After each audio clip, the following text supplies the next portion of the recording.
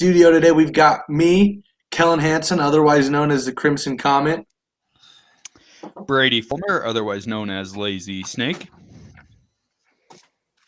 It's Prison Mike. And me, Jason Call, the Bearded Wonder. The Bearded Wonder. In fact, Jason's beard is part of his description today. Packs most of his lunches in his beard. You see, whatever is stuck in there from breakfast is what he gets for lunch. So Yeah. I actually I finally trimmed it down again. I was going to say, you look a little bit younger. You look like a young boy. A young boy. A young boy.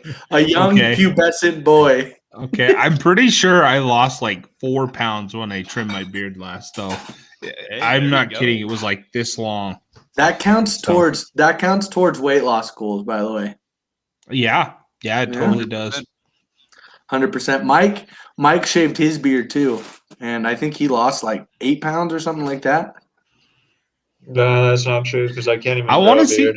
I was going to say I want to see what Mike's beard looks like. I can't grow one. Yeah, Mike's face is too beautiful to cover up with hair. I think this is the first time I've ever seen Mike in a hat, and it's kind of weird. I actually never wear hats indoors. Why? Ever. I don't like it. I do all summer when I'm outside, but I don't like to wear hats when I'm inside. It's a Cokeville thing. It's disrespectful. No, I'm kidding. I don't know why. I always wear a hat. Today I'm representing, though. You know, the first time I ever saw Mike, he was wearing a trucker's hat dancing around to Cotton Eye Joe, so. That is not true. The temple celebration, bro. Oh, no, that was That happy. is true. That was happy. Yeah, that was happy. That wasn't happy. You never saw me, if we're being real. You don't remember. Mike, you have a face I could never forget, buddy. That's not true. You're so memorable. Anyways, we're not on topic like we should be. Let's get down to the mashed potatoes and gravy, as my old math teacher used to say. For those who are watching for the first time, we are a sports talk show mixed in with a little bit of comedy.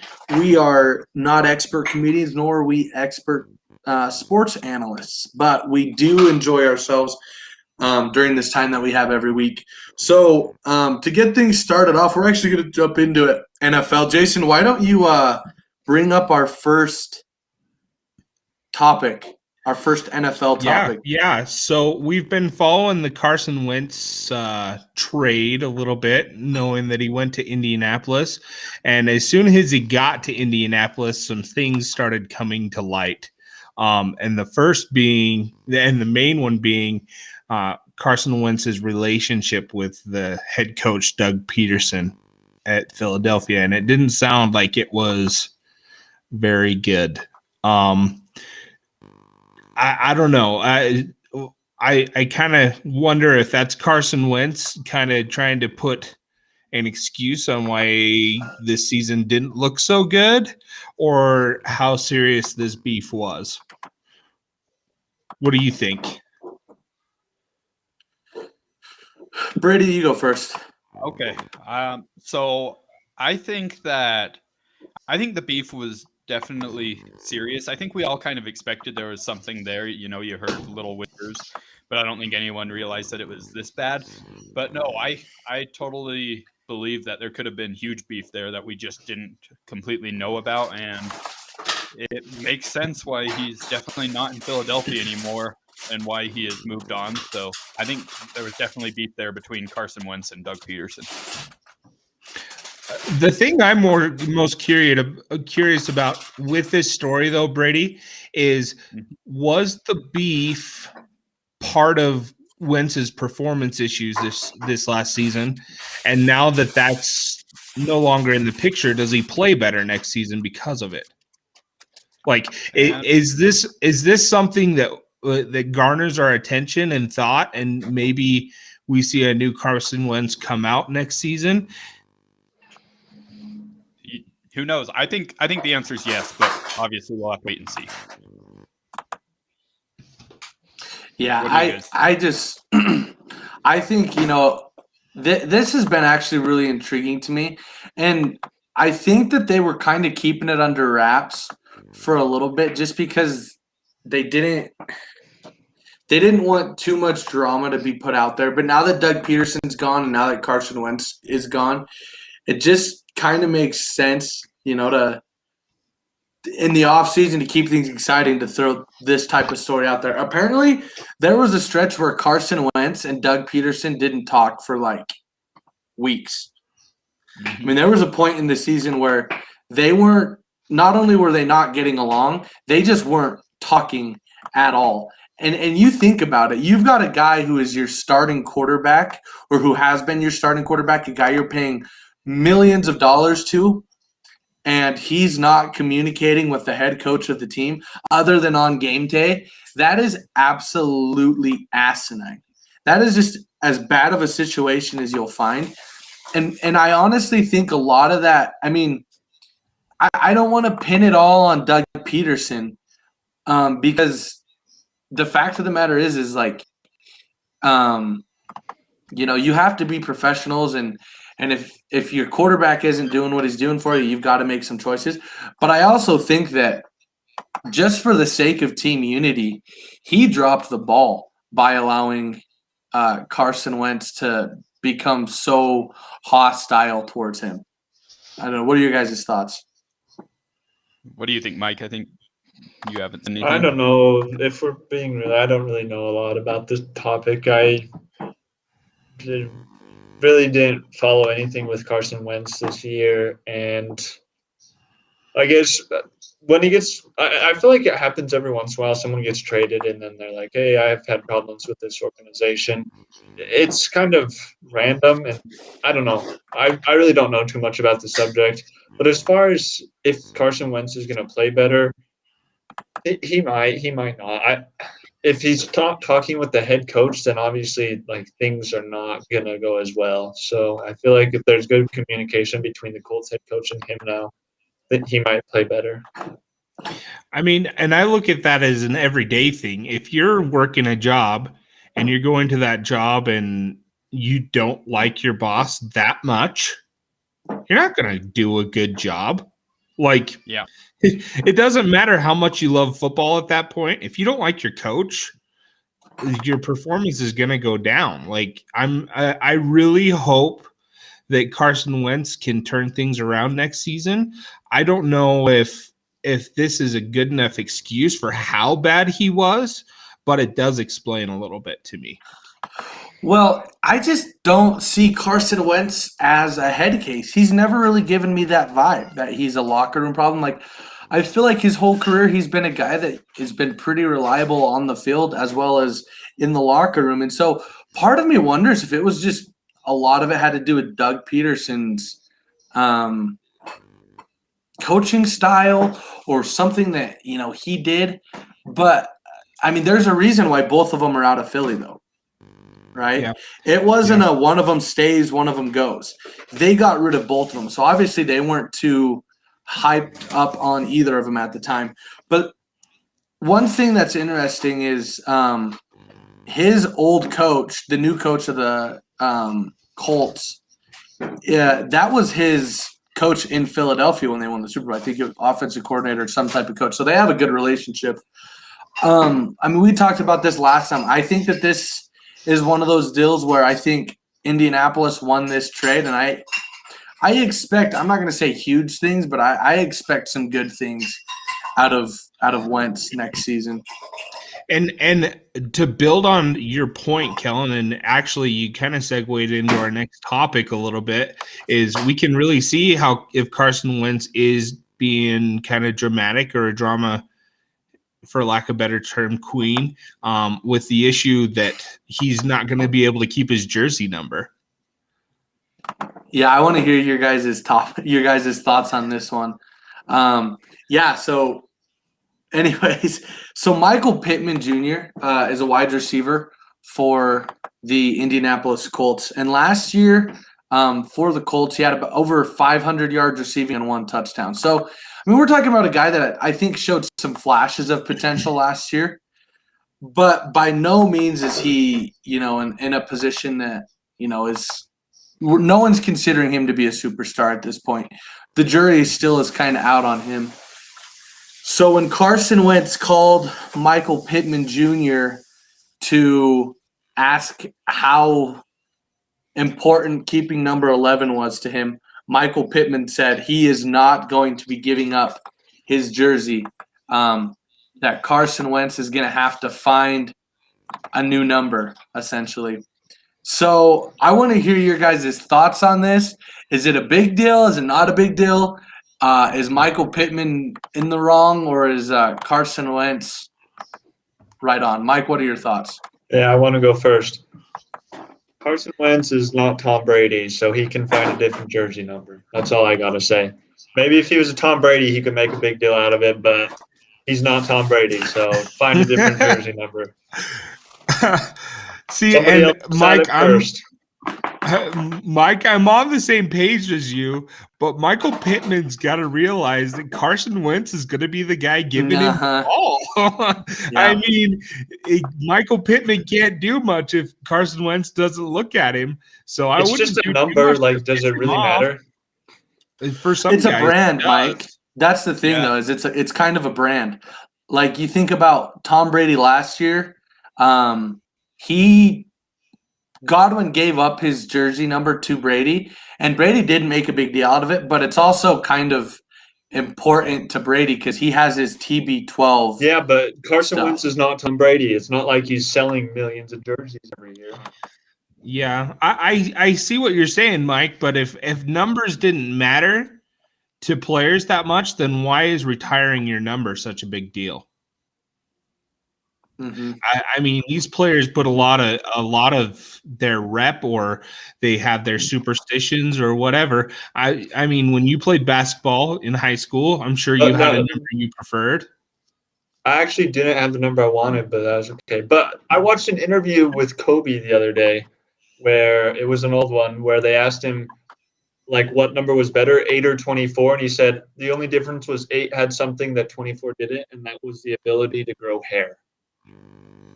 Like, it was nothing about and I totally so Kobe was from 2 different numbers. I'm kind of curious to know what Brady thinks about this, because he's kind of our superstitious guy sometimes. Yeah, I am super superstitious, but I definitely agree with things that all of you guys have said. I agree with Mike that Carson Wentz is not Tom Brady. And I don't think Carson has earned the respect, or I don't think he's earned the right to go in and demand that someone else change their number. So I do agree that I don't think Michael Pittman is doing much wrong in that case, but I do agree that Carson Wentz is going to be the guy throwing him the ball, and you want to build a good relationship with that guy throwing you the ball. So probably not the best thing to come out and say that you're not giving it up. I feel like maybe Mike should have done it just for the good of their team, but as far as like Carson Wentz wearing number 11, I don't think he's earned the right to go in and say, I get number 11. Yeah, I do think it was class. The guy that had the number, rather than just going in and being like, no, this is my number, I deserve it type thing. You know what I mean? And the other thing that I think is interesting about this is, correct me if I'm wrong, I watched Michael Pittman play in college. Was he a rookie last season? Yeah, he was. Yes. So, I mean, that's the other thing is, in the league, usually rookies it's kind of like, too bad, buddy. So I think this whole story I hope it doesn't go anywhere, because I don't like drama, but at the same time, you might see a few more people weigh in on this before it's over.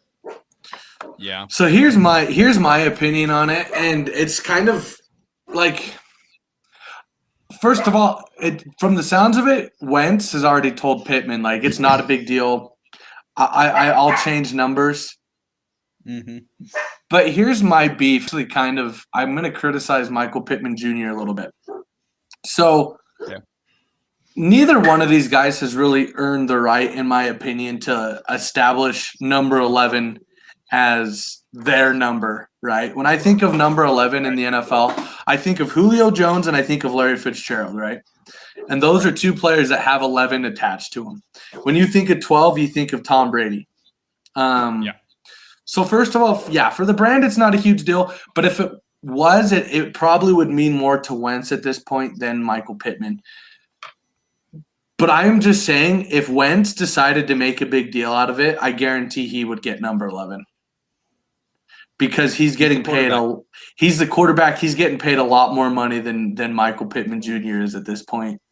Like Michael Pittman Jr., you caught 1 touchdown last year.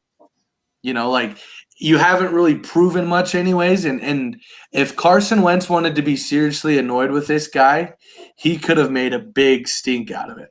And second, I don't like that Michael Pittman was the one who went to the media and was complaining and brought this story out, because it seems like it put a little bit too much attention on him. Like this really shouldn't have been that much of a story. But also, yeah, the fact that he doesn't recognize that that's the guy that's going to be throwing him the ball. I don't know. That's a pretty interesting take, because Pittman hasn't proven that he's going to be the number 1 guy there yet. And I've seen flashes out of him, but until he's like, yeah, Carson, I am the crap of Indianapolis. He needs to tread lightly with this quarterback. And so I completely agree. Like I can see where both of them are coming from. I don't think Pittman should give up his number, and I think that it'll be fine. I don't think Carson Wentz really cares that much. But I'm just saying, if he wanted to get his number, he would get his number. And there's really nothing Michael Pittman could do about it.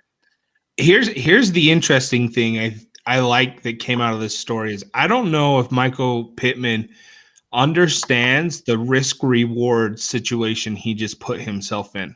Because next season, he's got to put up now. Like, he has to perform. And if he doesn't, then he pretty much just screwed his career. But if he goes out and puts up the numbers he feels he should, then you know, he put himself on the map a little bit. So really, there's a big risk reward for Michael Pittman in this. And to be honest, I don't think Carson Wentz really cares. You know, like Kellen said, Pittman's the one that brought the story in. Carson Wentz didn't say anything. I'm sure he has now because people have been asking him about it. But I think he definitely put himself in a big risk, big reward situation with this. Yeah, I agree. And that's the thing, though, is like with numbers, some people it's a big deal. Some people it really isn't. Godwin last year changed from 12 to 14 for Tom Brady. I don't think it was because it really was that big of a deal to Tom, but I think from like a marketing standpoint and the fact that that's his brand, it just kind of made sense. And I think it was Godwin's way of showing Tom Brady how much respect Godwin has for Brady at the same time. It was a measure of goodwill. See, I don't think, Pittman doesn't respect. No, I'm just kidding. I'm just kidding. I don't think this is really, I don't think it's really that big of a story. Like, I think it's a funny story, and I think it's an interesting story. And I wish that Wentz was more of a head case, because then we would have gotten some more drama. But, yeah, I mean, but I totally agree. Michael Pittman's going to need to put up more than 503 yards next year. Because I think Wentz is going to be around for a bit. One thing I want to point out that I thought was funny, like how Jason said he's like hopes nothing comes of this because he doesn't like drama, and Kellen just said, I wish Wentz was a little bit more of a head case so we could have drama. So there's two opposing. When football season ends, you got to have something to keep you entertained. And now that Manziel isn't in the NFL, and now that Antonio Brown isn't getting frostbite on the bottom of his feet, it's kind of hard to come up with stuff. So, yeah.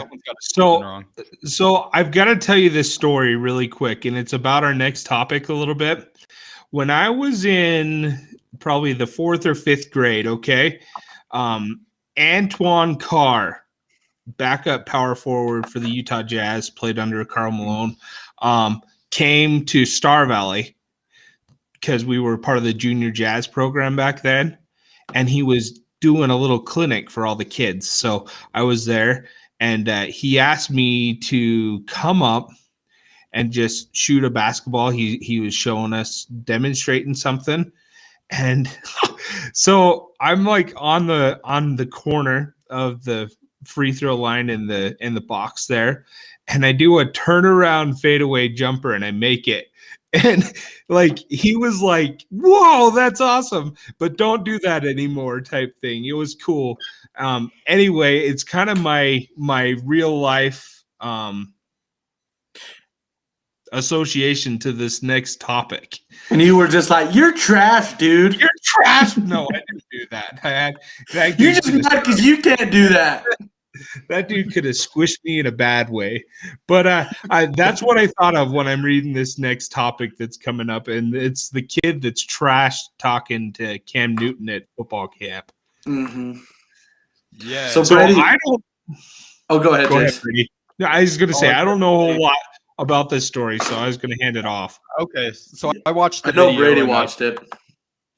I did watch it. It was kind of funny. So Cam Newton was putting on this football camp for a bunch of kids. I bet the kid that was trash talking him was probably 15 or 16, I would say. But Cam Newton was going around just saying hi to everyone, and then this kid was yelling out, "You're a free agent. You can't even like make it on a team. Like no one's going to sign you." Stuff like that. He kept yelling it at Cam Newton, and then Cam Newton got in his face, and Cam Newton said, "I'm rich. Why does it matter?" And Cam Newton kept saying, "I'm rich, but I'm rich." But I'm rich, and the kid's like, free agent, and they were just like battling back and forth, like yelling at each other. And a lot of people have commented on the kid. A lot of NFL players have commented on the kid, and they're like, that kid is so disrespectful, and he doesn't even know like who he's arguing with. Because Cam Newton's been an MVP in the league so far. It's not like he's yelling at just Brady Quinn or something. He's yelling at dude who was an MVP of the league. So what do you guys think about this? First of all, even if it was Brady Quinn, he shouldn't be yelling at him. That's true. That was right? a bad comparison. No, but like that's the thing is, first of all, this kid is an idiot, and there's a reason. So this kid actually had to come out with a public apology because he kind of went viral. And so it was out of 7-on-7 camp that Cam Newton's putting on. First of all, this is kind of Cam Newton's way of like giving back to the community. Like what he's doing is actually kind of a cool thing. Like he's introducing himself to a bunch of high school kids and helping them with their opportunities to receive college offers and to play competitively. And as someone who played high school sports, the opportunity to rub shoulders with a professional athlete, someone that's, played the game at the highest level is just something that is really unique. I mean, even Jason, you knew at that moment, even that guy was backing up Karl Malone. That was a cool opportunity, and that was something that was probably a big deal. I'm sure everybody in let's say I Star Valley just showed took up. my opportunity. I took my opportunity to show off. That's all I was. Exactly. I wanted to impress the dude. Yeah, exactly. It wasn't disrespectful at all. It was like, hey, look what I can do. Exactly. And so for this kid to go out and start disrespecting Cam Newton, a former league MVP, and a guy who honestly, I think shoulder injuries are a big reason why he declined as a quarterback. It rubs me the wrong way. And if I'm a college scout, I don't care how good that kid is. He's left a sour taste in my mouth because if he has that type of disrespect for authority and is so blatantly arrogant, I wouldn't touch that kid with a 10-foot pole. I don't know if the kid's good or not, but I'll tell you what, that kid, if I'm a college coach, I'm thinking, yeah, no, thank you. So I think this kid literally just stepped in it big time. And the audacity to call out Cam Newton that way and at his own camp when he's doing a service for you, that just doesn't sit well with me. So I honestly, you hate to be like, yeah, I hope this kid never has an opportunity to play college football. I'm not saying that, but yeah, I think all of the backlash is definitely warranted. What are your guys' thoughts? Mike, what do you? I haven't seen the article, but yeah, I agree with Kellen on this one. Anyone who's a professional athlete, I feel like you don't really have, especially among us, people who aren't professionals, don't really have the right to talk about them like that. Like they don't have the right to be disrespectful and to degrade their game, because I mean we make fun, like we have a good time, but I feel like we don't really know all of the effort that they've put in and what they've had to go through to get to those places. And there's so many factors. And so anyone who's in a professional sport, like there shouldn't be disrespect like that. That's just kind of my thought. No, I completely agree. And the fact that he was doing it for charity, it's not like he was getting anything from doing that. He was just doing it to put on a camp for the kids, and then the kid does that. I agree. That kid's just an idiot, and just, I think, honestly, just kind of trying to make a scene there. So I'm going to agree with you guys that the kid shouldn't have been saying what he said. But at the same time, I'm not overly impressed with how Cam Newton handled this. I mean, what kind of a comeback was that? Really? Like, you're doing a charity camp for these kids and you're saying, hey, I'm rich. I'm rich. That doesn't mean anything. Right? I mean, why doesn't Cam Newton be like, yeah, I'm a free agent. How about you come down on the field and show me how you're better? You know, something like that.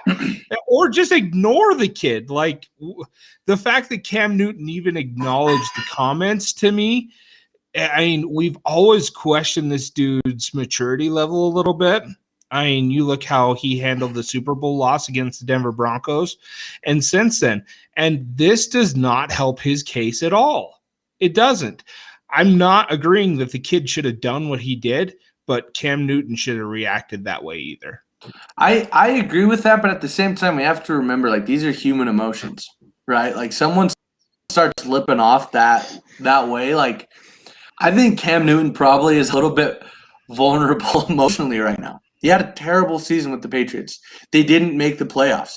He didn't put himself in a position to sign a new contract. Like, I think that there's a lot of raw emotion, right? And I think when you're taken off guard, sometimes you react in a way that isn't really characteristic of you, right? Joe Ingles was so taken back by what our buddy said that he lashed out, you know. I'm just saying, like, as somebody who's had experiences before where, you know, I remember one time Jason was there for this one. Kid lashed out after a football game when I was in high school, and the way he said it and in the moment, it triggered me, and I reacted in a way that I shouldn't have. What I said the difference is this man's a professional athlete. That's true. He's a grown man. You were a senior in high school. That's the thing, is he's getting in an argument with a kid. I'm just saying, but that's I like think me that going and picking a fight in high school with a high schooler. I don't do that. I've seen you pick fights with your 8-year-old son, though, man. So that I don't pick fights. I finish. No, just kidding. No, but he won that argument. I think that, and at the end of the video, though, Cam Newton was kind of trying to be like, dude, like, calm down, and the kid was just being a little twerp. So I don't know. I think, for one, I think Cam Newton, I'm not saying he reacted the way he should have, but two, I think that I think this kid may have just stepped in it if he wants to play college football, because coaches are kind of going to look at that and be like, man, I don't know if I really want this kid in my program. But at the same time, the kid got what he wanted. He got noticed. It's true. People know who he is now. I'll bet you his huddle film, his huddle highlight reel has probably gone through the roof in the last couple days. Yeah, no publicity is bad publicity. Yeah. Yep. Anyways, we're going to move on to our next topic. Brady, why don't you bring up our next one?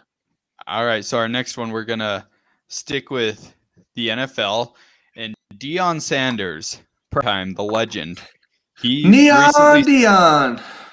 Exactly. He recently started his coaching career now. He had an outstanding playing career, and now he's coaching at Jackson State, smaller.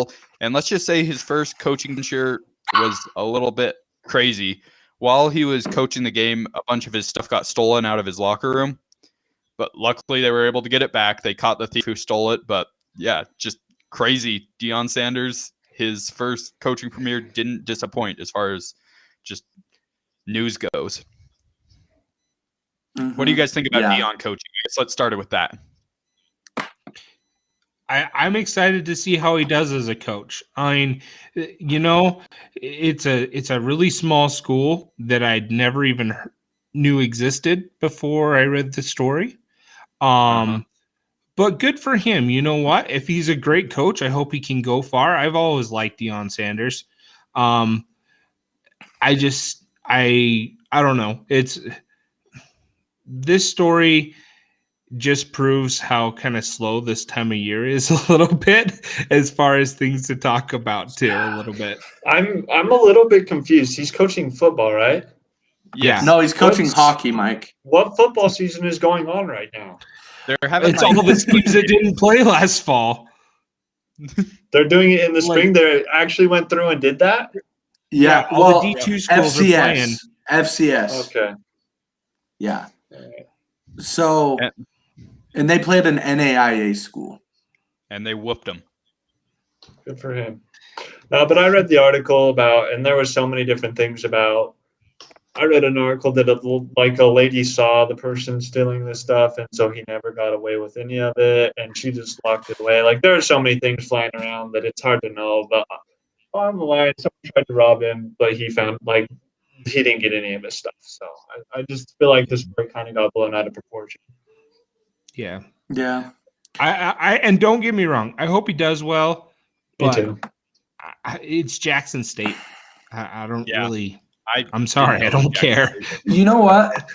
And I honestly kind of wonder if he's doing it. I mean, maybe he's. I wonder if he's doing it more out of boredom than anything. That's got to. I mean, there are very few players in the game of football that are more intelligent than cornerbacks. Like a good defensive back, not even defensive back, just a good cornerback.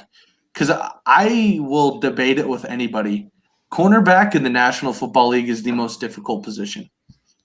Oh yeah, it is. It is more difficult than the quarterback. It's more difficult than the safeties or the linemen or the linebackers. Cornerback in the NFL has got to be the hardest position, and so people that play it are immensely talented, and they're immensely intelligent. I mean, you look at Richard Sherman. He's one of those guys that his ability maybe not be the same as others, but his football IQ was through the roof. And so, yeah, I think this is a good hire, and I think he's just doing it because he wants to coach the game of football and he's passionate about the game of football, and this is kind of a way to continue to be a part of the game without, making a huge deal out of it. Deal and making a huge, taking a huge step. Yeah. Yeah. Absolutely. But yeah, not much news there. I think it's just interesting that Deion Sanders is coach. So yeah, he doesn't need the money. So I think it's just out of boredom as well. I think he just wants something to busy with. But kind of I feel like it's kind of like a little bit different, but kind of like Steve Nash almost a tiny bit. Like they're both, I feel like they're both really intelligent in their sport, and he just wanted to get into coaching. And Steve Nash is obviously at a much higher level. Yeah. So that's I was going to say the difference is the Brooklyn Nets aren't Jackson State, though, is the thing. Like it's such a low risk job for Deion Sanders. Like, I mean, the biggest thing that's happened in this program's history has probably been him being their coach. Yeah, that's the highlight. Yeah. There you go. For sure. But let's move on to the NBA. And I know that Prison Mike has or he knows what this next topic is. So let's let Prison Mike go with this one. Okay. You got it, Mike. With that hat on, he's got to take it. He's been practicing all day. I'm going to take Mike, take it away. I'm going to take it away. All right. So yesterday, the Celtics were playing the Pelicans, and JJ Redick got ejected from the game on two different technical fouls that happened within probably 40 seconds of each other. So the first one, he came off a screen and kind of got bumped by a guy and thought he got fouled, and the refs didn't call anything, and he turned and yelled at the ref really loud. You couldn't tell what he said, but I'm sure it was something pretty bad. He was probably like, "Ref, you want to come have dinner with me and my wife after the game? We're gonna go get sushi." highly doubt that's what he said. And the ref's like, I don't like sushi. Technical. I'm sure So that's they what teed, it was. so they teed him up, and then the very next possession down the floor, JJ Redick comes off another screen and gets fouled, and the ref calls the foul. And instead of just tossing the ball to the ref closest to him, he like flips it, like he does like the spinning thing where he spins the ball and he throws it back to the 3-point line to the other ref who like called the technical on him before. A bounce pass, and it hits the ref in the knees. Wasn't hard at all, and he tees him up and ejects it. So petty. And so I was actually quite surprised by the ejection. I didn't feel like that pass was. I mean, JJ Redick was obviously doing it to let the ref know he's a little bit mad, but Yeah, I it don't was agree kind of a bogus ejection. I felt like. At So the same petty. time, though, like you're not gonna do a fancy pass to the ref to show him you're mad. You see players do crap like that all the time. I think that This is ejection- what happens. This is what happens when there's no fans in the stands.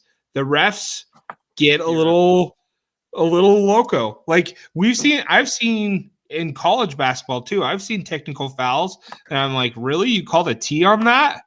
But like, I think if there's a full stadium of fans in that game, especially if it's a home game, JJ Redick's not getting ejected in that situation. Mm-hmm. Well, and apparently, the reason the ref's explanation was there was a lot of force, right? Like he passed the ball with too much force. It was a little bit too hard, right? I hurt his just, hands. it's so petty, man. It's so petty. Oh, that's the one thing about NBA sometimes that I don't necessarily like. Is it gets really petty sometimes. Like I love the but NBA. not with the refs. Not with the refs usually. You get some refs that are a little bit pansy-ish, man, for lack of a better word, pansy-ish. I don't know if I felt like.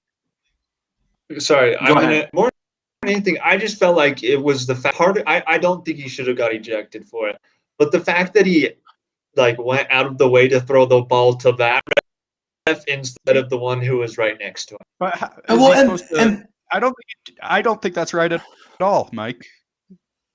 I've watched that play a few times, and I think he specifically sought out that ref. I feel like in the heat of the moment, you're not gonna know like where the refs are. He just saw the ref because he was facing that direction, and he definitely put some spin on the ball, but I don't think it was because he was like super mad. I think he was just doing that like players do, and it happened to be a little bit low. It wasn't a perfect pass to the shooting pocket, so the ref didn't like it, I guess. Well, the only reason the ref was mad was because he wasn't looking at Redick at the time. Like if you watch the video, he wasn't really focused on Redick. I think Redick was just kind of like in one of those moods where it's not that you're like you're still a little bit. I don't know. You're still a little bit bitter from what happened earlier, and you're just trying to get your head back in it. So maybe a little bit of frustration behind it. But there wasn't malintent. Like he wasn't throwing it at the ref with like, man, I'm gonna hit this ref in the knee and hopefully I'll tear his ACL with his ball. Like I'm gonna throw the ball with force, you know. Here's my thing about the whole situation is I feel like refs need to be a little more accountable on stuff like this. Yeah, I agree. You know what I mean? And if they are, great, but the public needs to know about it a little bit too. Like refs have so much power in games that I shouldn't say rarely, but most of the time that's not really anything we talk about. But when there's controversy, as a fan, there's nothing more frustrating to me than a game that was won or lost because of a bad call. Ref, short and stout, find your head and pull it out. But it's so true though. Like I wish we could see the process. Does the league go and look at this technical foul that's issued to JJ? They do, and they do. I do know that they talk with the refs. They will. It's just not really public. Because if you really think about it, like if you're releasing every bad call to the public, how mad is everyone going to be? Like it's literally the NBA saying that they don't support their refs. See, you can't really be. Every once in a while, you'll see something really bad that they'll come out and say. But for the most part, most of the stuff isn't public. They just review it with the refs. See, I That's a agree. good point, Mike. Reffing in basketball is so much harder than reffing in football because it's such a fluid game, right? Like the action never stops. There's continuation, and so it is impossible to see everything. And there's so many different interpretations and perceptions on a call that, my vantage point may be different from the refs, which is why he's going to call that. But I will say on this one, this is not one of those calls that needed to be a technical, right? Like if you call a block when it maybe should have been a charge, or a charge when it maybe should have been a block, like I can kind of let that go. But like, oh man, he threw the ball with force at me. That's a technical. Like, I just find that to be super petty. I thought that was a really petty ejection. No, Like if you're gonna get ejected, it should be for something, right? Like telling the wife or telling the ref that he smells like asparagus, or like tell him you're gonna kick his dog. I don't know. That his grass is too long or something. Yeah. Your mother's odor smells like armpit hair smells like, I don't know, something weird. Your mom wears combat boots or something like that. Yeah. Yeah, or like your dad's a Duke fan, something like terrible like that. Oh man. I do have to say one thing. Mike is excited for Duke because they just won, baby. Playing. But I kind of want to place a little wager on this, Mike, because I've grown up with this hypothesis that if you are into college basketball, there's two types of college basketball fans: the college basketball fans that like Duke, and the college basketball fans that like North Carolina. I'm one of the North Carolina guys. I know Kellen is too. I don't know Brady's persuasion, but if Duke does pull it off and make the tournament, I will wear that hat for an entire episode. I think if Duke makes a tournament, Mike shaves his eyebrows. If Duke doesn't, hold on, Kellen, because I thought this out. Jason saying stuff that's actually realistic. I just want someone to shave their eyebrows. Kellen, we'll get to you in a minute. If Duke does not win or does not make it to the tourney, then you have to burn that hat.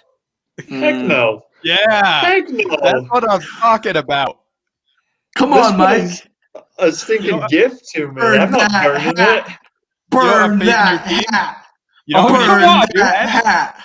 How come all of the bets are only about me? None of you guys ever make anything, it seems like. That's because you put yourself out there, man. You're opinionated about the teams that you like. I'm pretty sure I'm the only actual fan here, and all you guys do is just hate on the teams that I like. That's what happens here.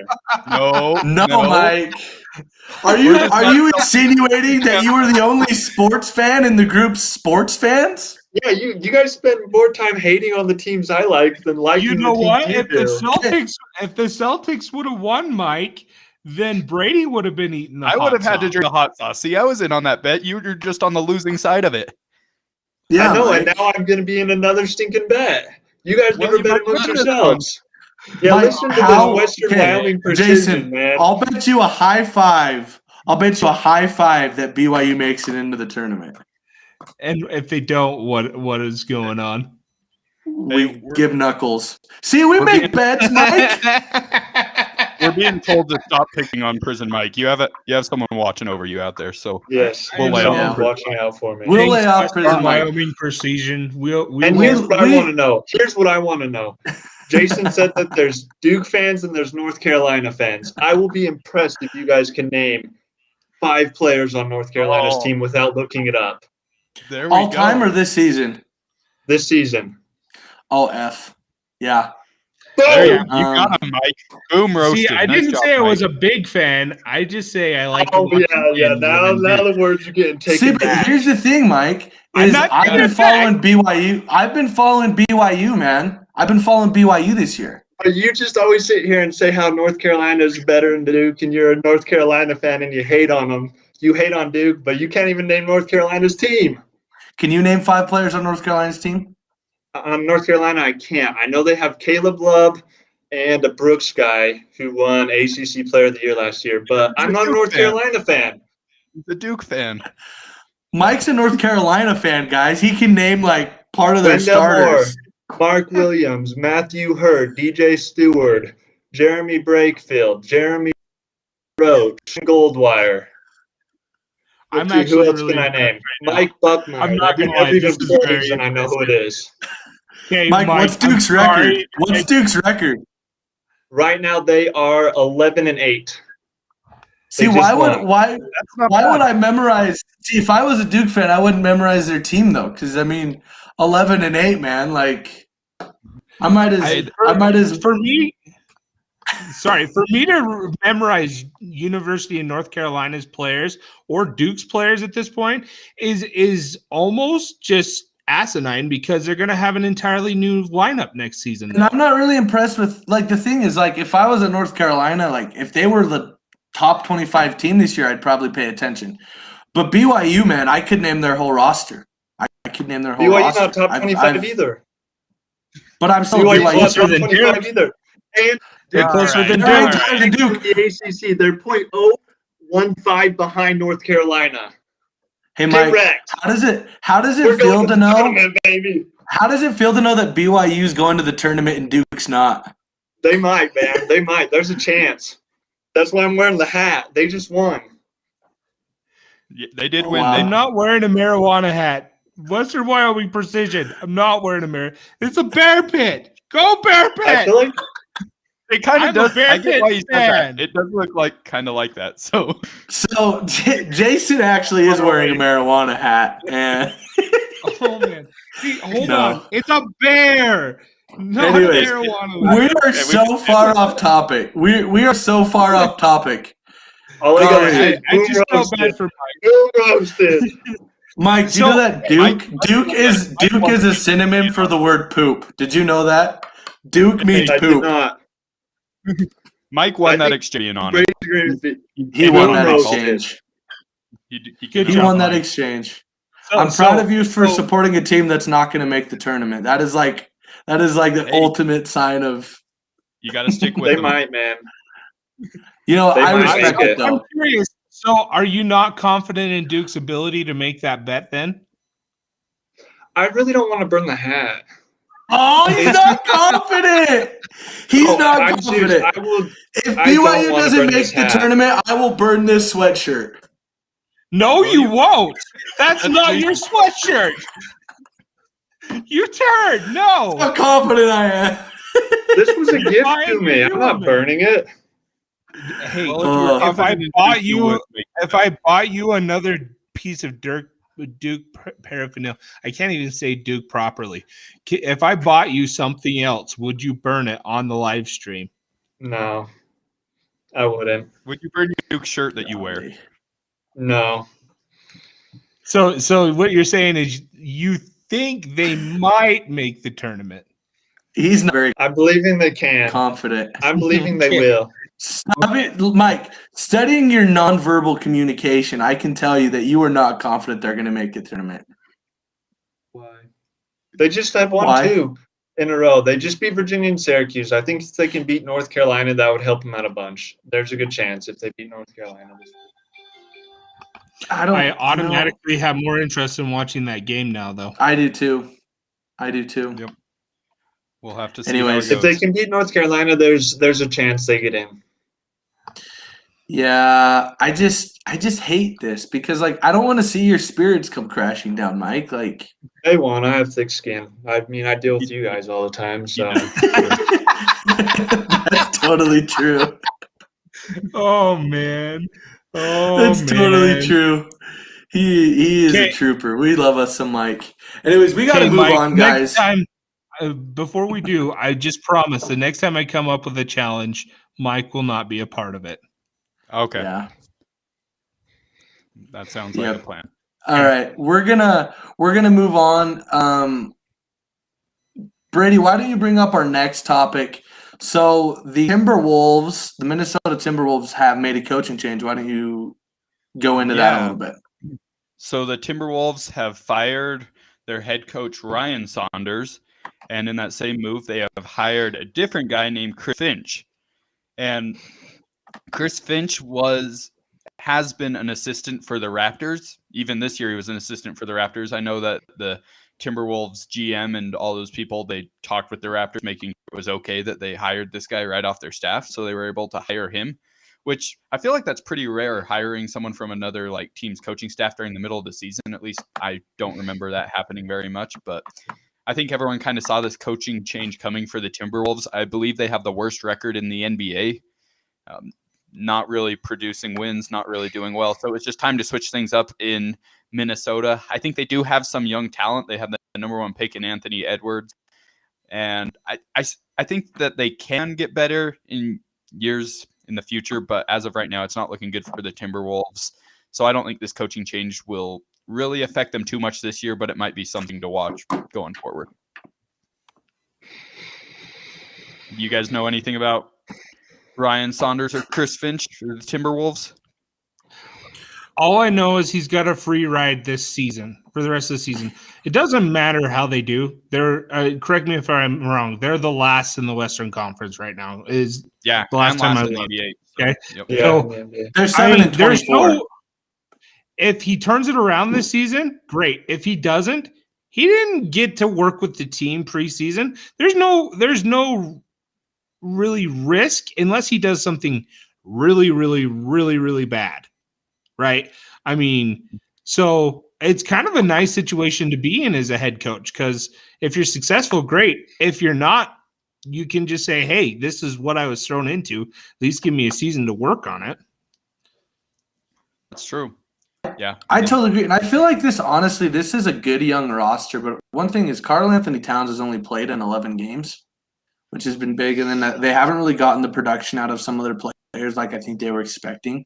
And so, yeah, I think I look at this roster and I'm like, this roster has a lot of potential. They just honestly needed kind of an overhaul of the system, which happens quite a bit. And in the NBA, I would say have the rest of this season and at least part of next season. So we'll see what happens there. There was one good thing that came out of the Timberwolves this season, and that was Anthony Edwards' dunk the other day. Oh, that dunk thing of the was year, nasty. Man. Dunk oh my of the gosh. year. Man, that was sweet.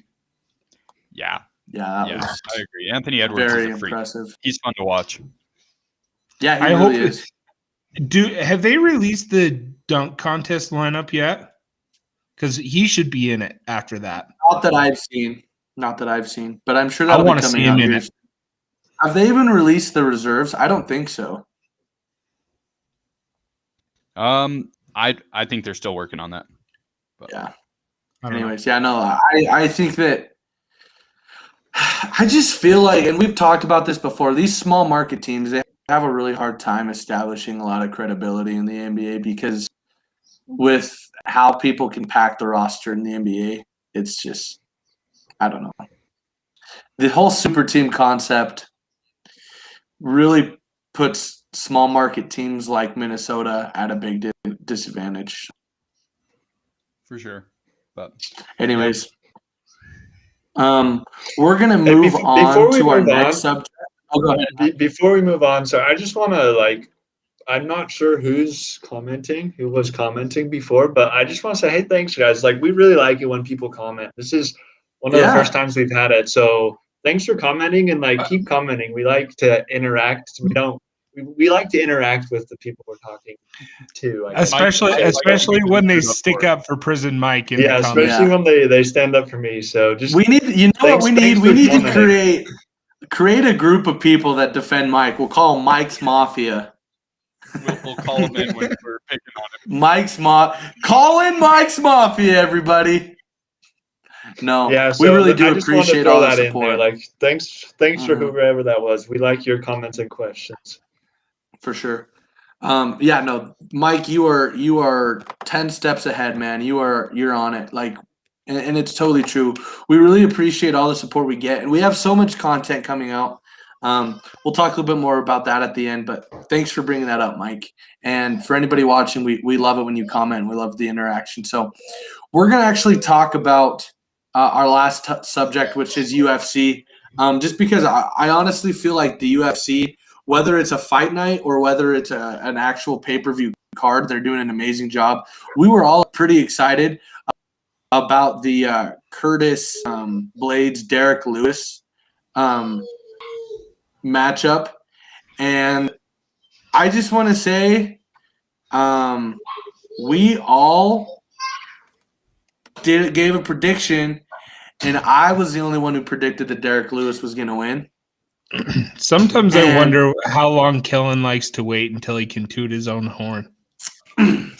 Toot. He waited about an hour this time. He did I pretty waited good. about an hour. Usually it's like the first 5 minutes. He's like, I was right.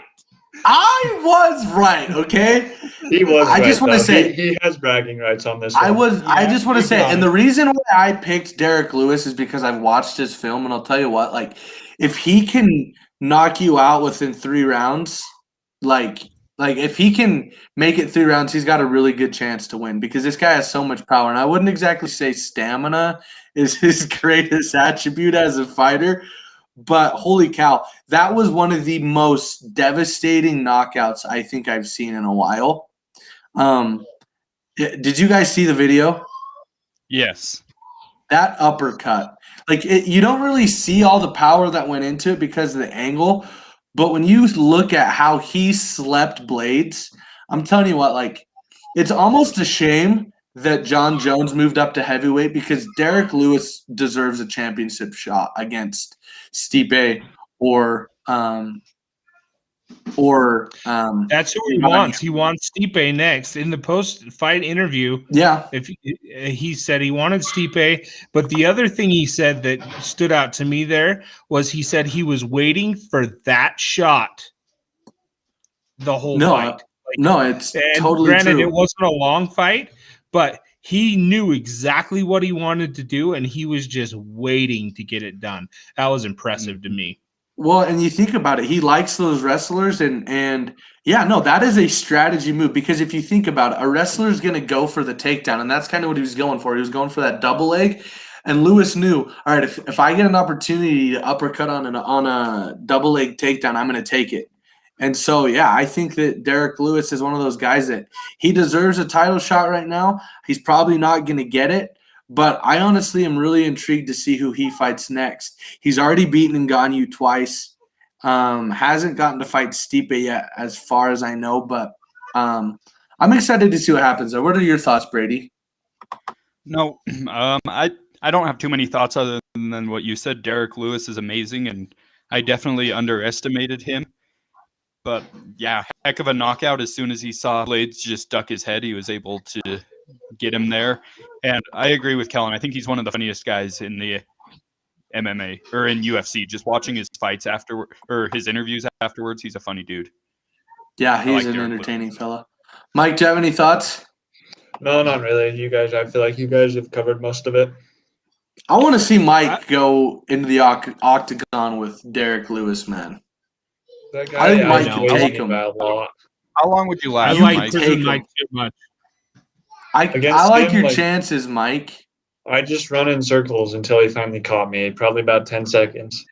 I think if you ran in circles long enough after watching, you might be able to wear him out if you ran in circles. I think you'd catch me. I'd run out of real estate. Just one more point I wanted to make on this, though, guys, is if I'm one of the heavyweight guys in this division right now, I don't want Lewis on the other side of the octagon for me. Because watching that fight, Blades was winning that fight up into that moment. He was. And that's the thing is Lewis, he just has so much power. He just needs one shot, and it changes the entire fight. So I'm in the heavyweight division, I'm crossed my fingers I don't get him. So here's my question, though, is right now I feel like this fight just gives that heavyweight division so much more credibility. Like, I'm looking at a bunch of divisions right now, and I'm just wondering, like, and we didn't plan on talking about this, and I know we're going to go over the show a little bit of time, but I just want to talk and see your guys' opinions. I feel like heavyweight is as good as it's ever been. What is the best division right now, though, in the UFC? Like like I feel like there's so many divisions that are so intriguing. But in your guys' opinion, what is the best division in the UFC right now? Because I feel like heavyweight deserves to be in contention. Yeah. And Kellen, I agree with you mainly because I feel like heavyweight has the most people that can shake it up, that have a shot at it right now, and that maybe deserve a shot. I feel like a lot of the other divisions, you've got one guy, maybe two guys that you think, yeah, they're ready for a shot. Where in heavyweight, you could take the top 5 contenders, and I think the odds on any of those guys winning are pretty high at this point.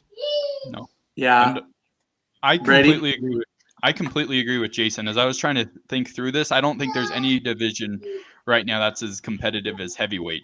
You got Stipe Miocic as the guy holding the belt right now. You got Francis Ngannou.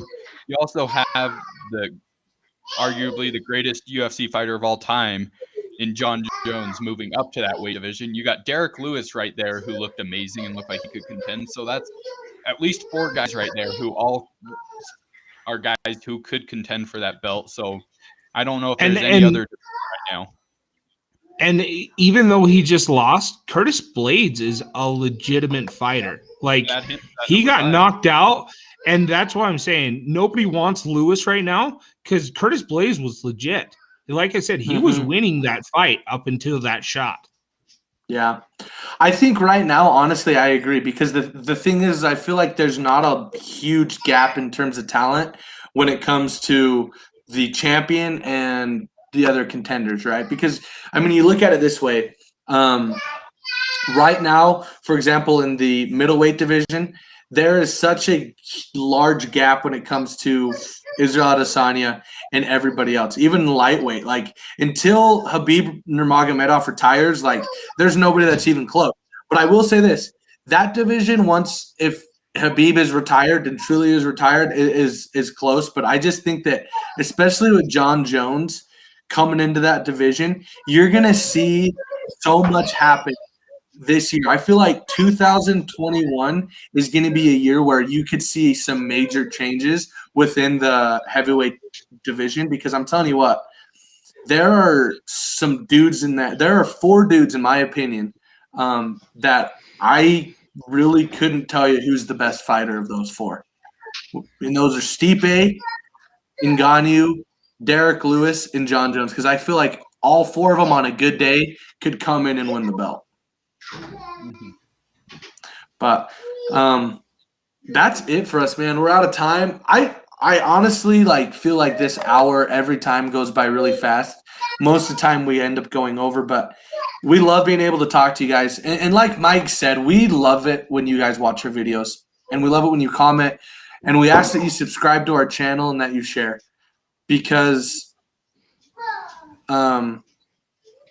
by the way, I just got a comment on Facebook from our channel. Apparently, I'm supposed to get Brady on more dates, but you didn't need to say that. Gina? Wait, stop. Who left the comment? Was it a girl or was it his mom? It was not a comment. It was not your mother. It was Michaela. Oh, okay. Michaela. Hold on, Michaela. Thank you, Michaela. It was not your mother. It was Michaela. That amazes me. It was not your mother, I promise. But guys, to get back on the commenting and watching topic, hey, the more subscribers we get, the more comments we get, the more views we get, the easier it is for me to get Kellen to do crazy things. So please, dude, I am totally down to do stuff. Keep going. I am totally down to do stuff. Maybe if we get like 50 subscribers before the tournament, Mike might accept my bet. You might like probably not. His Duke on fire. I probably not, but still. Why don't you flush that Duke down the toilet, Mike? Oh no! I'm sorry, Mike. We love you. All right, we love you. You guys are good. It's good. Anyways, we do love you, Mike, and honestly, we love everybody who comments on our videos. And anyways, we do need to go. We're gonna end things with our C-squared moment of the day. We're gonna start things off with me. Wow, switching Sorry, Jason, Wow. I broke your streak. No, Um, that's okay. Anyways, so my C-squared moment of the day, it has to do with the fact that today at Planet Fitness, I ran into a guy who back in high school was the top distance runner in the country. Yeah. Wait, And can I guess who it was? yes, Was it Ricky Farr? it was totally Ricky Farr. No way. And I like kind of saw him and I like walked up to him and I was like, "Hey man." And he totally was like, "Hey man, how you been?" Because I talked to him a little bit in high school my freshman year. And I don't think he remembered who I was, but I think he remembered that my face was a little familiar. So that is my C-squared moment of the day. That Ricky Farr recognized my face or maybe confused me with somebody else. But still, That's awesome. Yeah. I know. Anyways, we're going to go with Prison Mike next. All right, my C-squared moment of the day. Oh boy, I never think one before we start. I'm gonna go with the easy one since we've been talking about it most of the day. Duke won. They beat Syracuse, made me happy. And they actually it was pretty dominating. I got to watch a little bit of the game at dinner, so I'm happy for Duke, and I'm really hoping for the tournament. Yeah, Nice. Mike. I respect that. I really respect that because I will say this: like Duke, and I know, I've hated on Duke, but these last few games, I've seen something out of them that actually almost it's almost a reason to root for them. So yeah, I think that's a good pick, Mike. Almost. Almost. Brady, you're next. All right. Let's see. This was a tough one today. I'm going to go with my C-squared moment of the day is the fact that the Jazz started like 15 minutes ago and I checked and they're up on the Hornets. So I'm going to settle in and watch that right after we get done here. They got to get back on that win streak after that loss to the Clippers. Mm-hmm. I like it, Brady. I like it a lot. And then last, but definitely least. Just Ouch. kidding. Just kidding. Wow. I'm kidding. Wow. I'm kidding. I'm kidding. I love you, Yes, Jason. With my jacket on that you're trying to burn and everything. I think you should burn it on. That would be fun to get action out of No, Jason. don't. Please don't. That was expensive. So my C-squared moment of the day is actually, it's kind of deep, guys. I started a diet like a week ago, and I am not to toot my own horn because somebody else does that usually. But I'll toot it for you, Jason. hey, I'm killing it, guys. I'm doing really well. Today I rode a bike for like 10 miles and I'm feeling great. It's just good to be on an uphill incline at this point. Scales going this way, energy's going this way. Just awesome. So We're proud of you, Jason. Let's give a hand to Jason. thank you. I'm giving myself a hand because I feel great. No, that's the funny thing is like me, Brady, and Jason, we're kind of setting goals to get in better shape. Mike is like, golly, He's already in phenomenal Mike shape. is a healthy fella. Like we played basketball with Mike. Mike needs to gain weight. We played basketball with Mike the other day, and like I literally was like on the floor, like on my back in the fetal position, trying to find air. And Mike's literally over there like skipping. We've been playing for like an hour, and Mike's over there just like skipping. I think like I don't even know if he broke a sweat the whole game. Nice. Golly, he's a freaking Iron Man. Anyways, we're gonna end our show, but we're glad that you guys are able to join us. And we will be back on Wednesday. If you guys have anything you want to talk about, bring it up in the comments, and we will discuss it on our next show. We love audience interaction, of course. Anyways, signing off, this is the Crimson Comet. Lazy Snake. Prison Mike. And the Bearded Wonder. And remember, my friends. Oh. Gee. Brother.